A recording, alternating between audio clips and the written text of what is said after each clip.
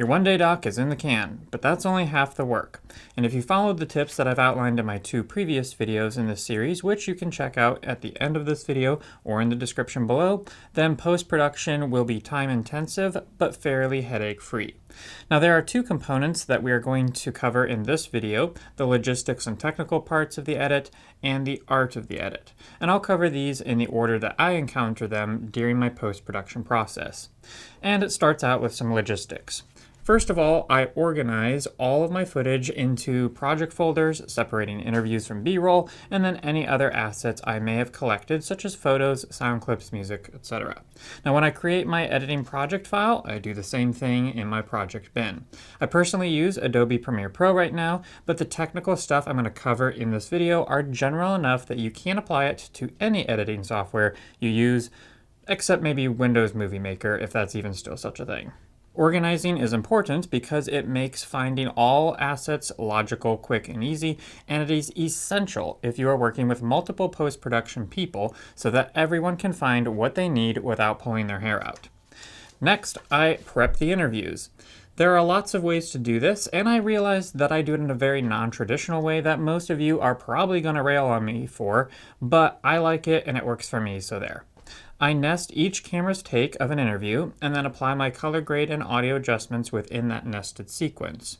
This way, I'm not having to swap out color grade effects or something on individual instances of a clip in the main sequence if I see something I don't like. I merely click into the nested sequence, make my change, and boom, it's applied to every instance of that clip in the main sequence. And I like doing this rather than the traditional method because if the camera has divided my interview into multiple clips, I simply apply adjustment layer over all of the instances, all of the clips of the interview, and do my color grade on that one layer, and it applies over every clip of the interview. Personally, I like to color grade my interviews right away.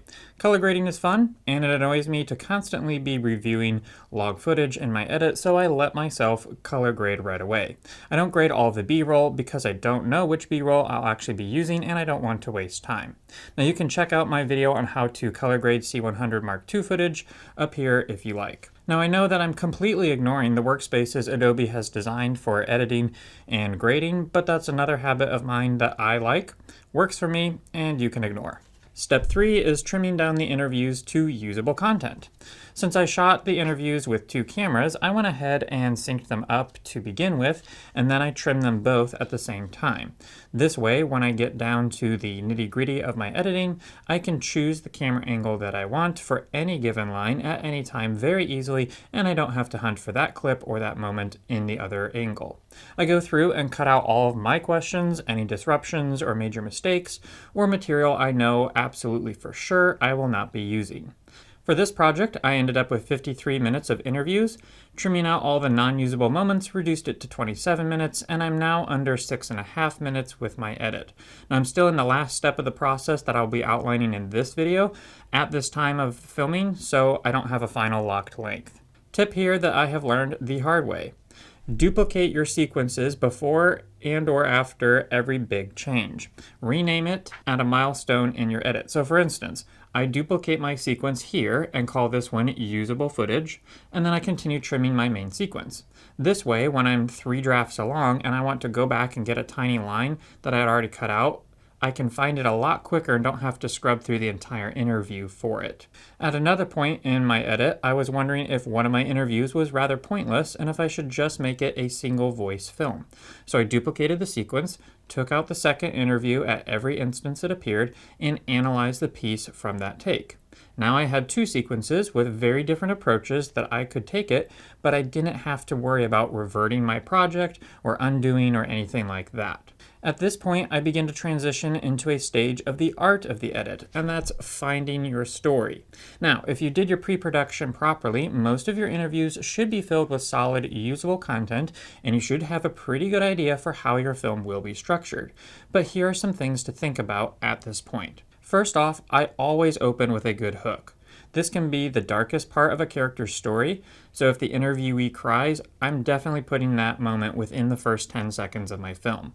Or, in my case, I found a really intriguing summation of the premise of my film that began with the problem and included a moment of revelation for my character. I spent years as a woodworker and a writer building up my shop. Kind of dawned on me that the stuff wasn't going to make me a better woodworker. The skill comes from the person and not the objects. Don't worry about the choppy visuals, that's where the B-roll will come in later. I want to immediately put a question in the audience's mind or make them feel a very high-level emotion, such as sorrow or fear. I need to give them a reason to watch this further than just the first 20 seconds. And though speaking to the context of YouTube video editing, I try to always remember this piece of advice from Hillier Smith. They're coming in with zero context and actively seeking the first reason to stop watching. Link to the full video of that is in the description below. So a good opening hook keeps them from following the urge to click off. And though the great Mark Bone was framing this in the context of interviewing your subject, it comes in great for this part of the art of your edit. Now, information is the context. This is the actual nuts and bolts of the story. This is the beginning, middle, and end. Emotion, this is what people are feeling, what they're thinking, what's going on in the inside. And to do a good interview, I would say you need a balance of both. Think of information as the skeleton of your film and emotion as the flesh. Either without the other is no good as a human being, but the right balance of the two, perfection. Since this film is only going to be 3 to 8 minutes long, you need to have one simple core theme, point, or story arc. So begin structuring your beginning, middle, and end with the informational components you need, and then fill in the emotional or story elements. Take out anything and everything that does not drive those forward. And believe me, there are going to be some pretty fabulous lines and content that are going to end up on the cutting room floor. It's gonna hurt you, but your film will benefit immensely. And if there are lengthy pauses, lots of stuttering, filler phrases that aren't necessary, begin hacking them out now. Get your interviews and sequences down to a shorter time than your intended finish time. You're going to be adding montages, titles, and maybe some dips to black, so the piece is going to grow back out a little bit. Remember, always leave your audience wanting more, and shorter is always better unless it begins to confuse the audience because of a lack of information or bore them from a lack of emotion. Keep going through your edit, pass after pass, cutting out and rearranging. You're a butcher at this stage, and that is your role. Okay, moving on. Next, it's B-roll time. I generally start at the beginning of my piece and insert B-roll to the end. Personal preference. As much as you possibly can, you need to make sure your B-roll is relevant and does not repeat.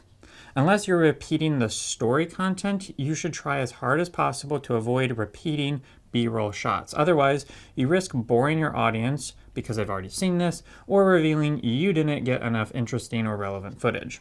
I also try to avoid too much B-roll, especially during heartfelt emotional moments. Having your interviewee on screen to relate to the audience on a personal level is very important. And try to put yourself in the audience's shoes. Pretend you've never seen this before. Would you start to get bored? Cut out more interview or insert more B-roll. Does that help? Remember, your viewers are actively looking for the first reason to stop watching your film, and don't give it to them. Next is color grading your footage. Now, I like to do this early because I found that it can actually be quite challenging to get right. The earlier I do this, the more likely I am to notice things that are off in a clip as I'm reviewing the film over and over and over again for other things, or coming back to it the next day with fresh eyes. Oh hey, that shot has too much magenta, or that one is way too dark. When I can, I use adjustment layers for my color grade so that I'm not having to make tweaks on every single clip, but just on one layer when it's applicable to multiple clips. Next, I go through and fine-tune my sound.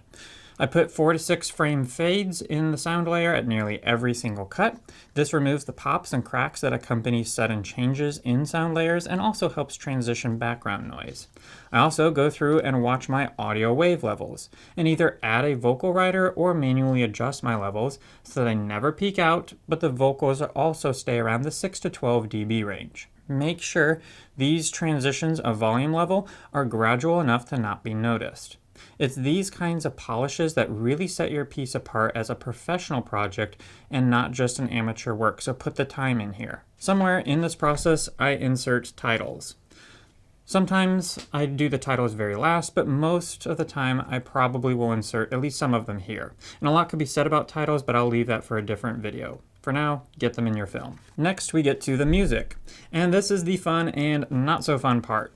It's almost always going to take a lot of time, but it's also where the film really comes alive. And personally, I use Shutterstock for my music. Now, they're not a sponsor of this video. However, I do have an affiliate link in the description below. I find them to be the best quality, user interface and features, and licensing for the price out of all the libraries that I've used. You can check out my comparison of music platforms up here, but I've been very pleased with Shutterstock. Something I really like doing with Shutterstock when I found a piece that I think might work for a section is I hit play on my timeline a few seconds before I want the music to come in. I hop over to Shutterstock, hit play on that music piece, control the volume of the music at the bottom of my browser, and then go back to Premiere and watch my film as I'm hearing the music playing from Shutterstock. This gives me a perfect opportunity to see if it works or not without having to download the file, move it to a folder, import it, adjust the levels, and then preview it. Great time-saving hack. Know when to include music and when to use silence. Change the music up wherever you need to change the tone of the film or where the content changes. Really get the audio levels right here. When in doubt, bring the music down. Way too often, filmmakers make their music too loud and it competes with the interviewee's voice. Now you're at the long and laborious tweaking stage of the edit. Watch it over and over and over again, and any little thing that you notice visually or audibly, fix. I like to do a full pass just listening, not taking in any of the visuals. Is the pacing right? Are the levels right? Are there any pops or sounds that need to be removed? Sometimes I do a pass with the mute on and do the same thing for the visuals. Again, is the pacing right? How is the color grade? Is it visually interesting? Is the B-roll varied enough and coherent? Here's another tip I learned from Mark Bone. Watch the full video on multiple devices and systems. Do the colors work on different screens? How about the audio levels on different sound systems? Does it translate well on a smartphone and on a big screen TV? Watch and listen to it on as many devices as you can. Fine-tune accordingly. Last stage, show it to several people and get their feedback. If you can, be present live when they view it. Watch them, not the film. When do they lose focus and pick up their phone? Do they laugh when you want them to laugh? Do they look engaged with the piece? Ask for their feedback. How can you make it better? What was the best part? What was the worst part? Let them get ruthless if need be. Don't do every suggestion everyone makes, but if you get multiple people saying the same thing, listen to that and do what you can to rectify it. Some things would require reshooting and may not be able to get done on this project. Put it in your back pocket for the next project. If any feedback was something that you had also thought of at some point in this whole experience, pay attention to that. Sometimes suggestions will really rub you the wrong way and you'll totally disagree with them. Duplicate your sequence, make the revision, and try it out on some people. Is it better? I literally cannot tell you how many times I have really disagreed with someone on a revision, but I did it anyway and discovered in the end that it actually made the piece better. Well, I hope this video was helpful for you because though I won't be seeing you in the next one, you're sure to see me rough.